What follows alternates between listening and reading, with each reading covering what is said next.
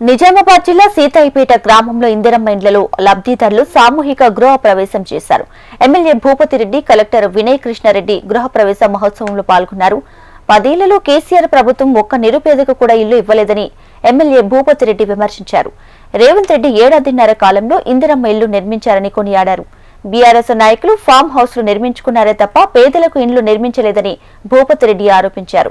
కేసీఆర్ ప్రభుత్వం ఒక్కరికైనా ration card, ఇల్లు ఇచ్చిందా అని ప్రశ్నించారు. స్థానిక సంస్థల ఎన్నికల్లో కాంగ్రెస్ పార్టీకి అండగా ఉండాలని ఎమ్మెల్యే కోరారు.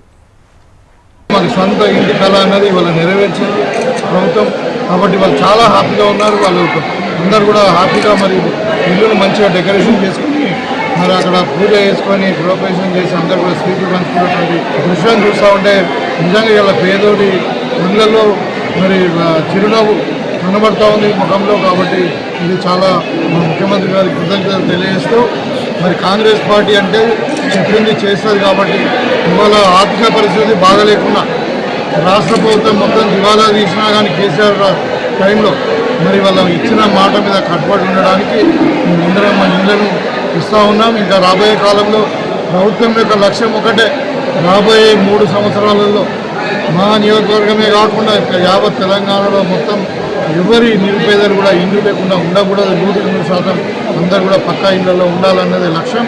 ఆ లక్ష్యంగా పనిచేస్తూ ఉన్నాం. అదేవిధంగా ఇవాళ రేషన్ కార్డులు, అదేవిధంగా ఇవాళ సన్నబియ్యం, అదేవిధంగా ఇవాళ ఆర్టీసీ బస్సు ఉచిత ప్రయాణము, 700 యూనిట్ల కరెంటు, అదేవిధంగా మరి మహిళలకు రుణాలు, వృత్తి లేని రుణాలు, ఇవన్నీ కూడా ఒక చారిత్రాత్మకమైన ఈ విధంగా మరి ఇందిరమ్మ రాజ్యంలో తెలంగాణ రాష్ట్రం అన్ని రంగాలలో ఒకవైపు సంక్షేమం, ఒకవైపు అభివృద్ధి, 2 విధాలుగా ముందుకు పోతూ మరి భారతదేశంలోనే ఒక రోల్ మోడల్గా నిలబోతూ ఉన్నది మా ముఖ్యమంత్రి రేవంత్ రెడ్డి గారి నాయకత్వంలో. మరి డెఫినెట్గా తెలంగాణ రైజింగ్ అన్నది రాబోయే కాలంలో భారతదేశంలోనే నంబర్ 1 రాష్ట్రంగా తీర్చిదిద్దుతామని